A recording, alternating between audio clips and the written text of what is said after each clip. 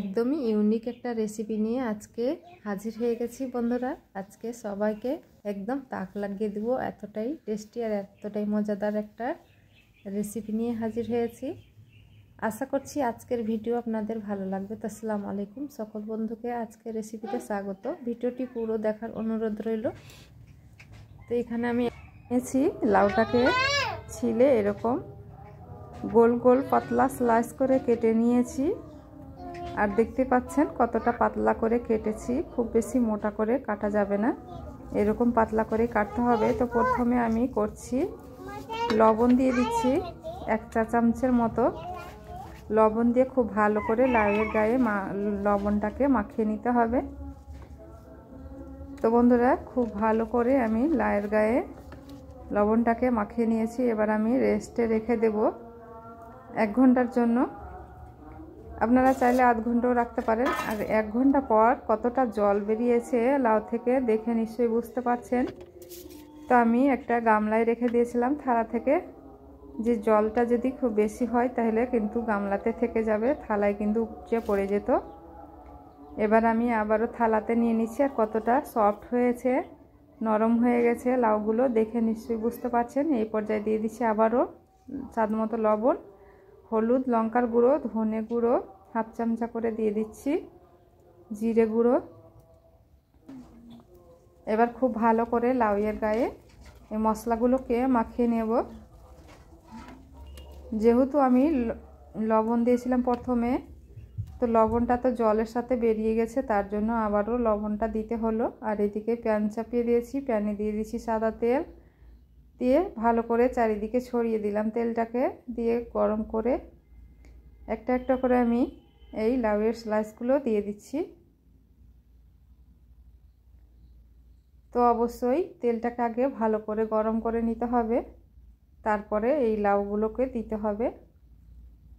এখন আমার গ্যাসের ফ্লেমটা হাইতে আছে, আমি এটাকে দিয়ে দিব, দিয়ে ঢাকা দিয়ে দিব, দিয়ে গ্যাসের ফ্লেমটাকে লো টু মিডিয়ামে করে দেব।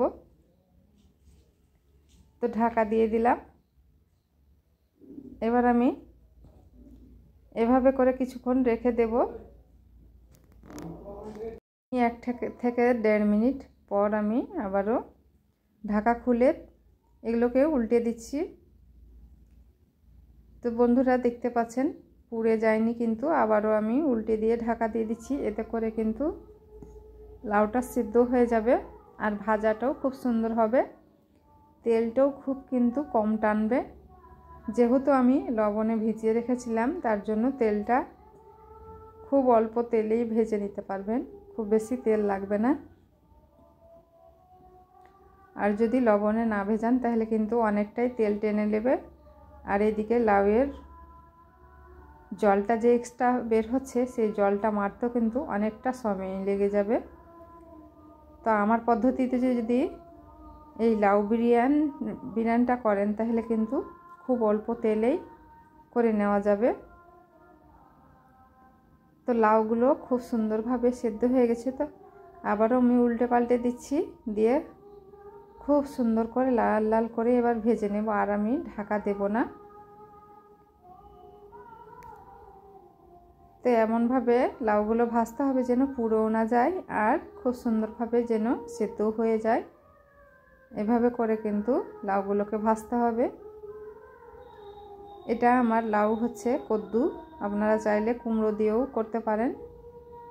সবগুলো আমি লাল লাল করে ভেজে নিয়েছি। এবারে তেলগুলো ঝরিয়ে নেব, তার জন্য এক জায়গায় আমি জড়ো করে দিলাম, এতে করে তেলটা ঝরাতে সুবিধা হবে।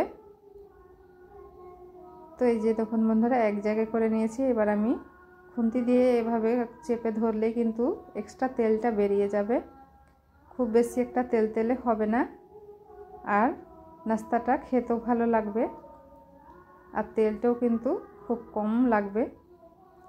তো এক্সট্রা তেলটা বের করে নিয়েছি। এবার আমি এটাকে তুলে একটা প্লেটে নিয়ে নিচ্ছি। আবারও আমি একইভাবে বাকিগুলো ভেজে নেব। এই তেলে কিন্তু আমার সম্পূর্ণ লাউটা ভাজা হয়ে যাবে, আমি আর তেল এক্সট্রা দেব না। তো বন্ধুরা একইভাবে আমি বাকিগুলো ভেজে নিয়েছি।